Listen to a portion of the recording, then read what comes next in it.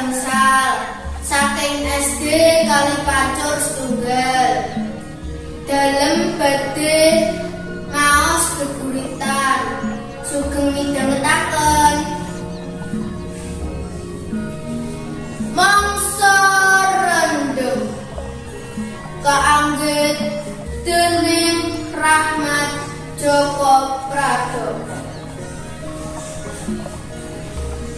Angin kempis-kempis ambegan sakwise mlayu sifat kuping nyangking ember pirang-pirang isi banyu diangsu saka segara lewat langit. Banjur disakake ing kutha-kutha ing desa-desa pagunungan lan liyane. Mula banjur dadi banjir gede tanduran pirang-pirang hektar kalalap larut kentan. Lei sing konjur sepisanan para pak tani karo kanca-kanca kang omahe pinggir kali.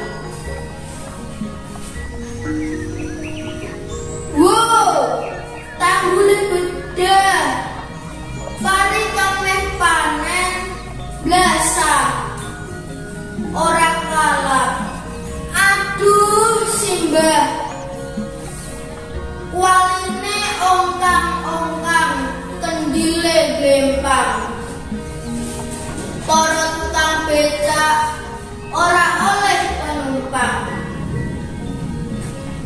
Yo wis nasibe para kanca banjur kepriye polahmu sengsara kok ora kira-kira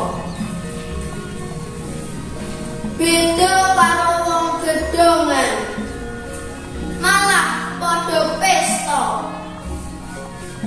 nanging mengko yen wis jelek rak padha leren dhewe. Nanging apa yo jelek nek wis kebacut kepenak nggone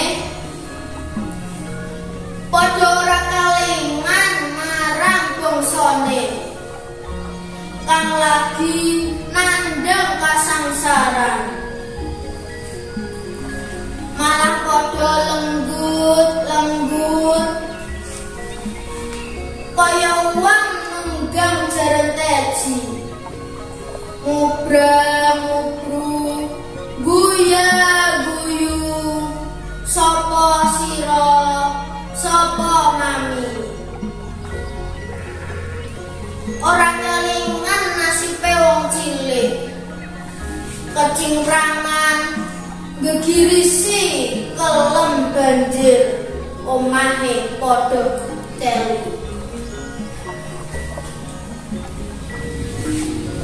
Mangsa rendeng mangsane wong padha gendeng banjir bandang lan wong cilik kelangan omah lan sandang pangan.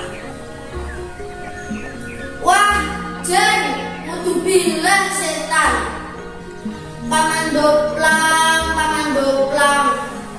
bisane mung kari sangga uang.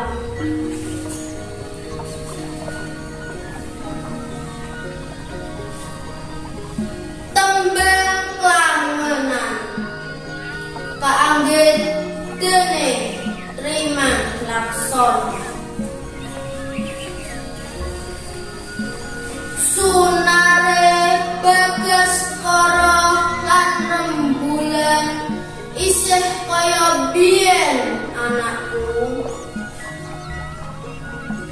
madangi jagat sembunyi. Nanging aja nyawang kanthi mlero, terus menteleng amarga hawa saiki saya panas lan ngiris ati. Wis beda karo dek semono nalika karep nyawiji siji.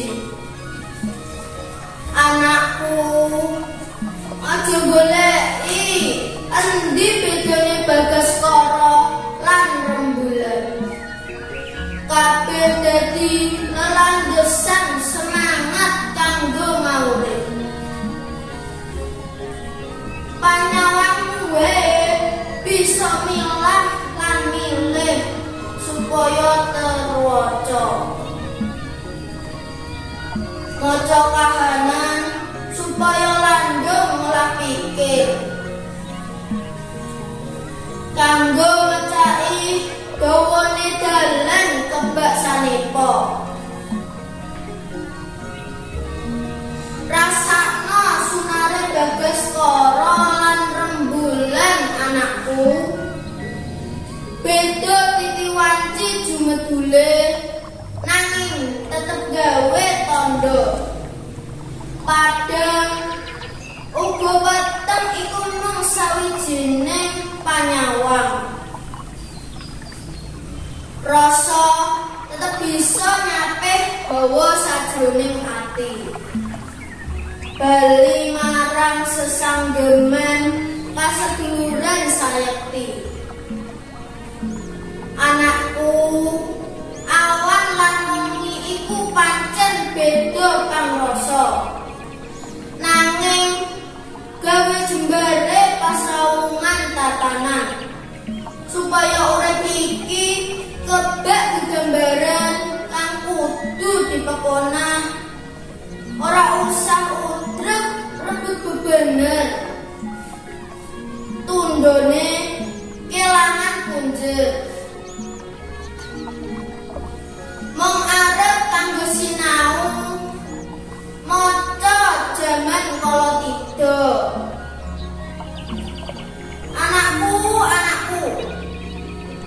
aja nganti tembang kebranang kanggo ngobong ati. Mong akal budi dadi tembang kelangenan. Wis ben Bagaskara lan Rembulan tetep nyebar sunare kanggo ngaras jembare bumi Indonesia iki. Tetap sematun, matur nuwun.